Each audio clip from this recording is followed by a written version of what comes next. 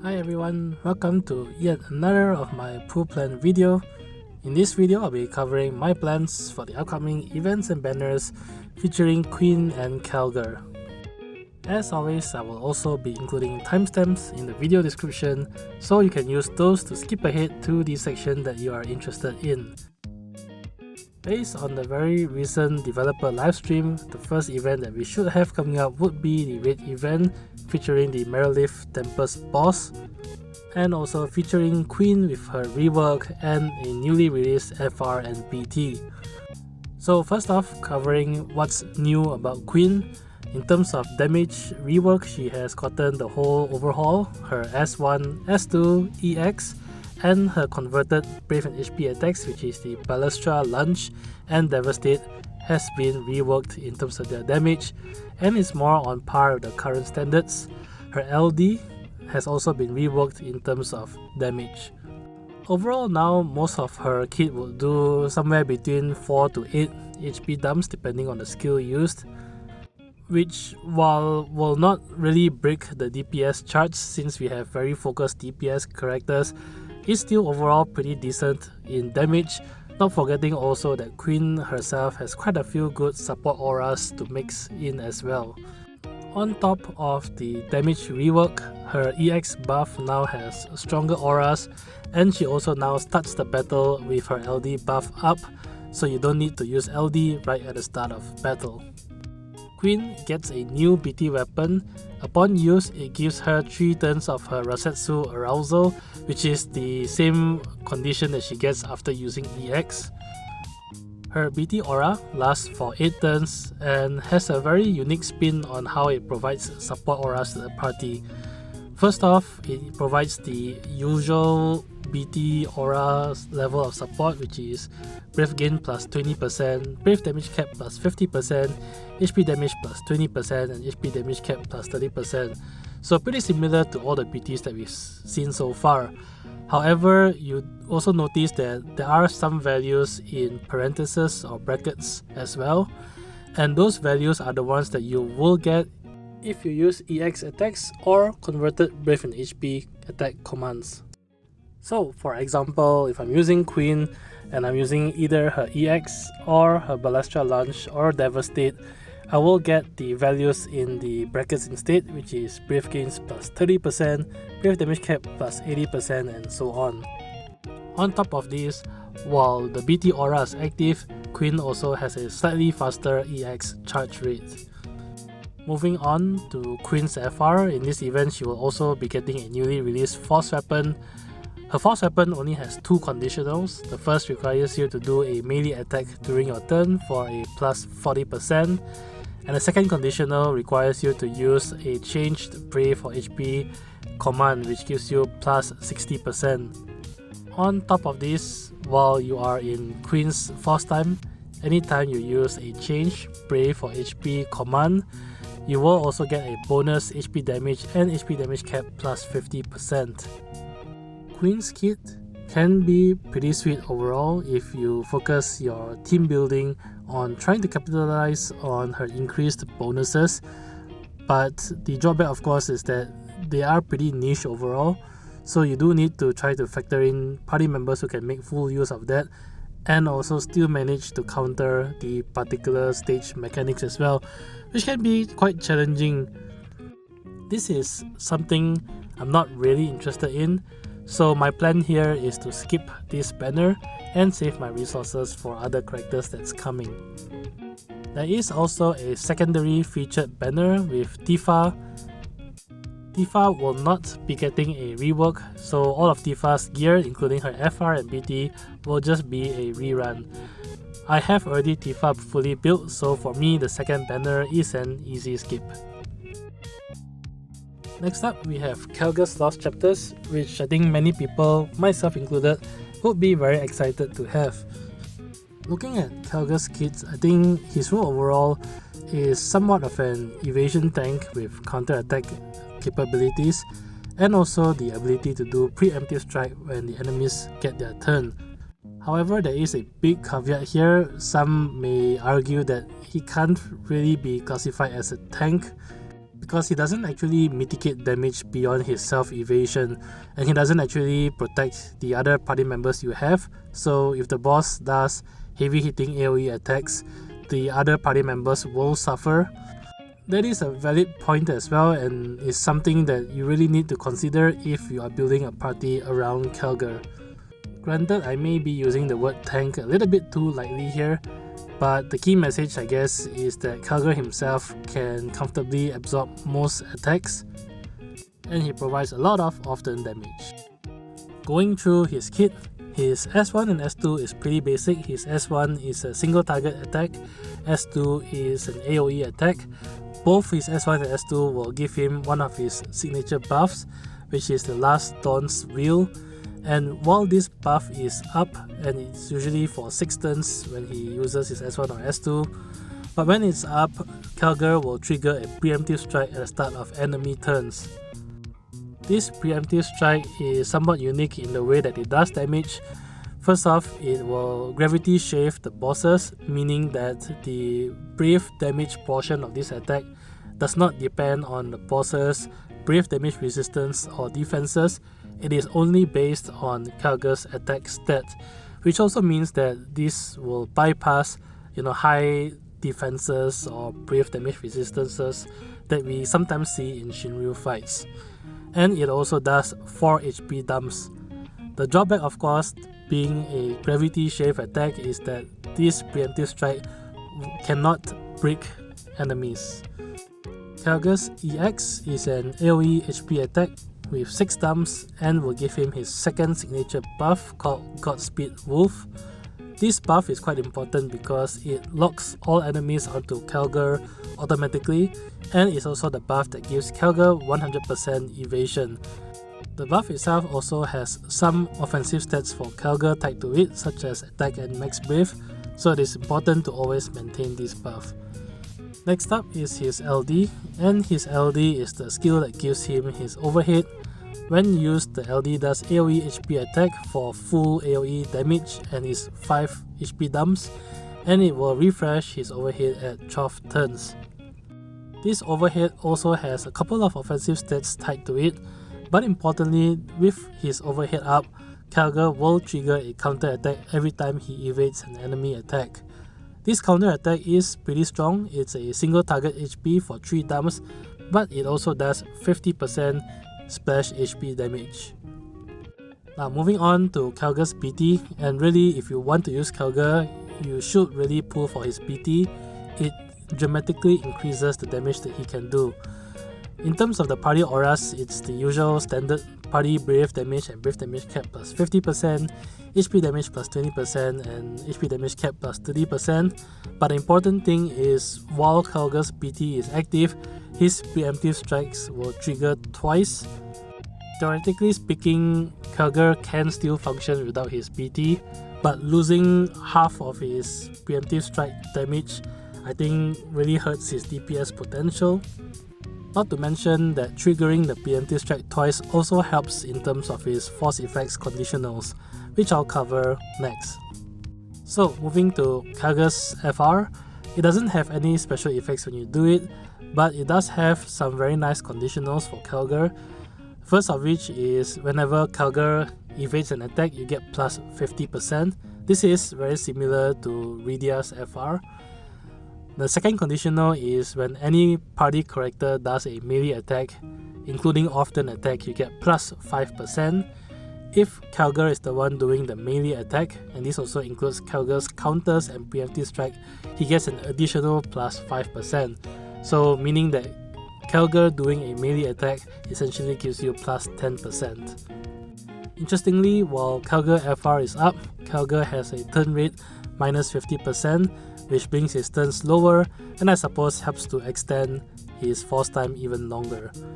While his force time is up, your entire party also gets a bonus HP damage and HP damage cap plus 20%. Overall, I think Kelger looks like a very solid tank, just focusing more on the evasion side of things, and the sheer fact that he does a lot of often damage and his FR also rewards you for doing it is very interesting for me, and I'm very sure that Kelger can solo quite a number of stages on his own.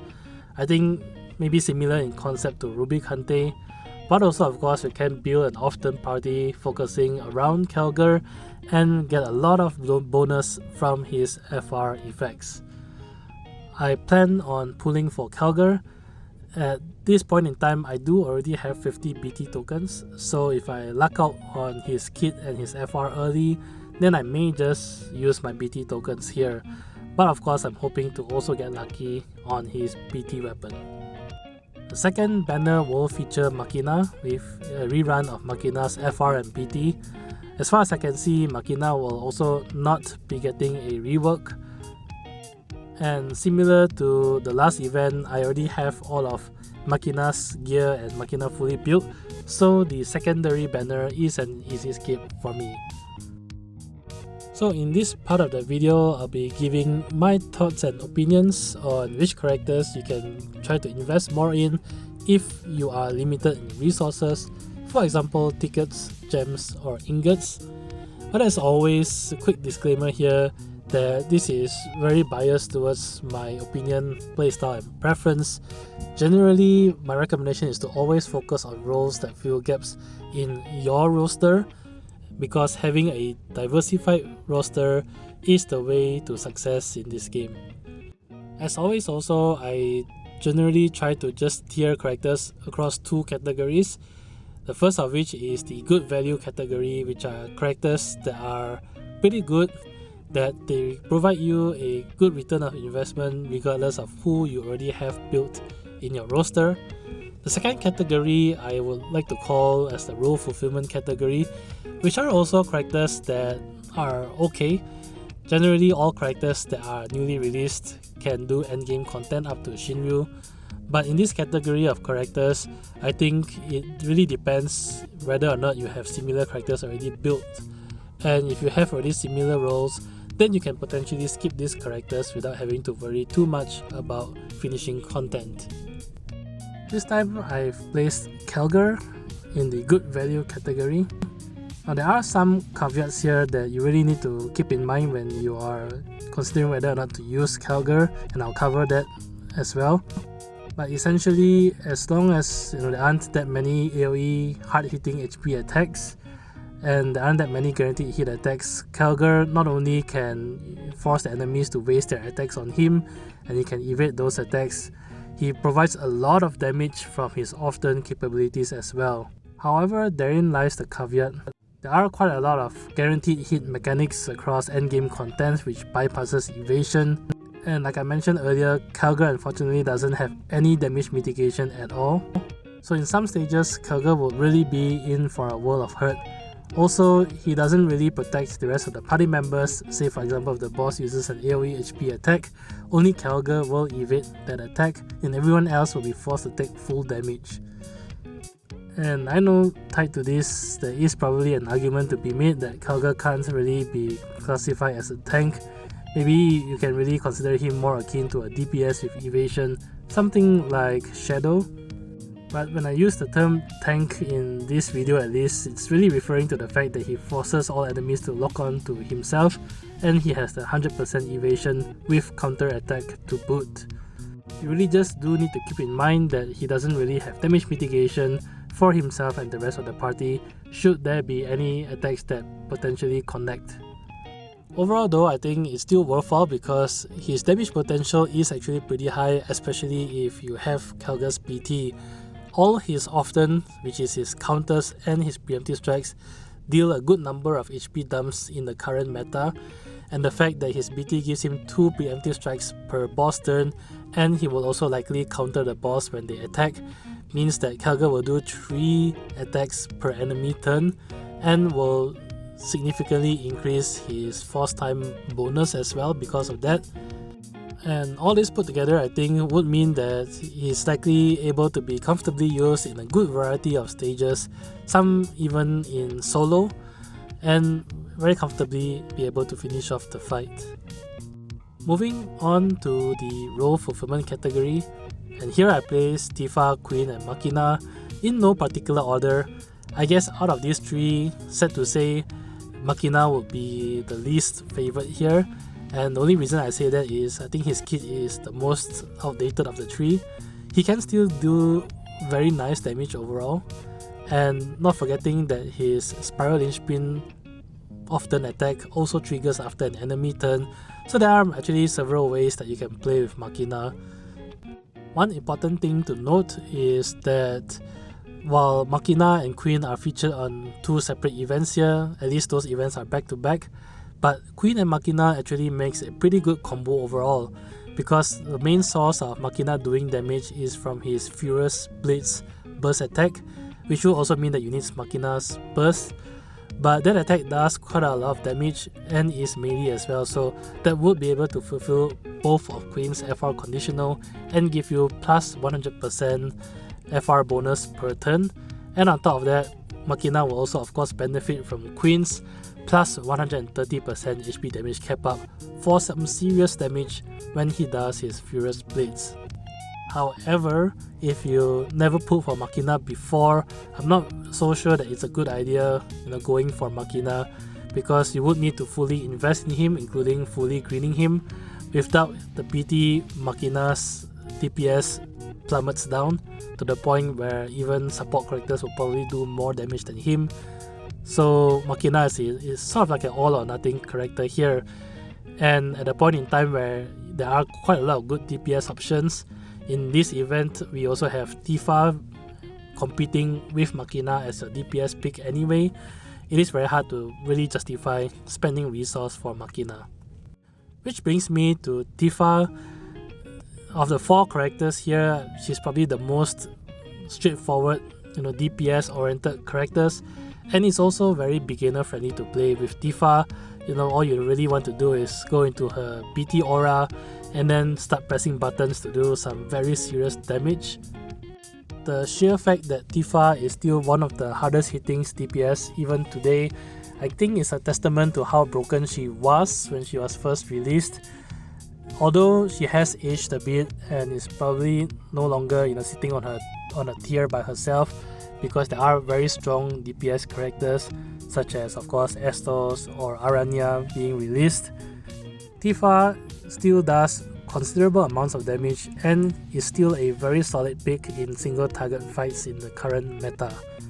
That being said, I think if you already have pulled the aforementioned DPS characters, then you can probably just use them in a majority of content. There's really no real need to pull for Tifa, as she doesn't really outdamage the top tier DPS characters, and if that's the case, then why spend resource and PT ingots when you have those DPS characters already. Lastly, moving on to Queen.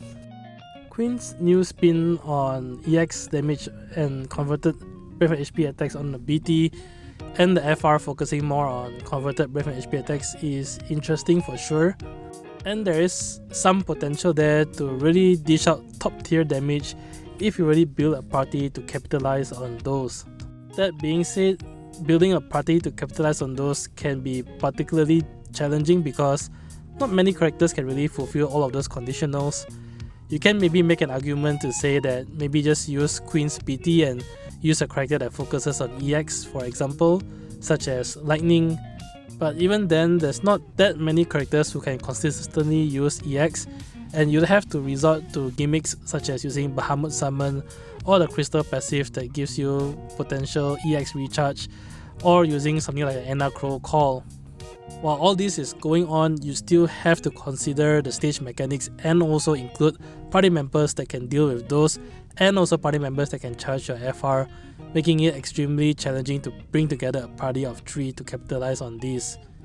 On top of this, while the BT aura can give the increased bonuses with EX, Queen's FR is very focused on characters who can do the converted Brave and HP damage, and ideally those characters will also be melee characters to get both conditionals.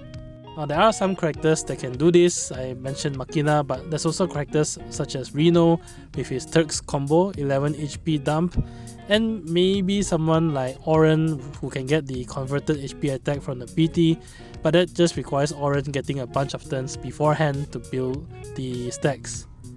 There is potential there, of course, but the question I'm wondering to myself is whether is it really worth it, and I'm just struggling to consider whether there's even enough stages that I'm able to build an optimal party focusing on this strategy with Queen that will also be able to deal with the stage mechanics as well. And even across those few stages, is it even worthwhile to use Queen, and why not just use the conventional method there? Of course, you can potentially widen the characters that can pair with Queen if you are willing to forego some of the bonuses. For example, as I mentioned earlier, focusing more on EX and less on the converted breath and HP damage. But then you can't really then use Queen's FR as the main. She's more as an FR echo user, and there you'd really only be benefiting from the increased auras from the PT. Or on the other hand, if you want to use Queen with a character that can use more of the converted breath and HP damage, you then have to feed in a third character who can charge the force gauge and hopefully also deal with the stage mechanics, and that character likely won't be able to meet her force conditionals. To me, I just don't feel that it's worth it to go to all the trouble of trying to build an optimal party for Queen, and building a suboptimal one just to make use of part of her kit just feels wasted. So that's it for this video. Long story short, in summary, I plan to skip Queen. Don't really have a lot of interest in her kit, and I think it is overly niche and narrow that she requires you to use melee characters that has converted breath and HP damage skills. However, the opposite I think is for Kelger. I am very interested in him and I do plan to pull for him.